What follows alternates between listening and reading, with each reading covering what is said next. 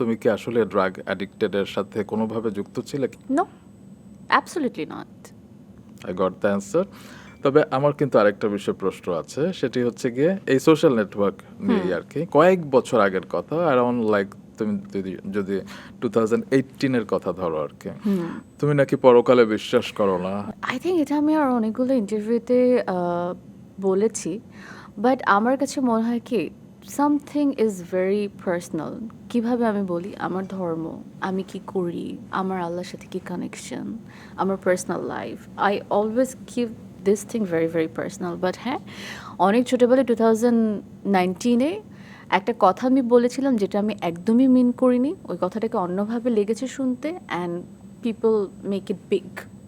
After that আমি যতই sorry বলেছি না কেন বা যতই ক্লিয়ার করেছি না কেন, সামহাও এটা হয় আমাদের দেশের, আই থিঙ্ক মাইন্ডসেটটাই এমন বলতে পারি আমি, যে ওরা নেগেটিভটাকে ধরে রাখে, পজিটিভটাকে কেয়ারই করে না।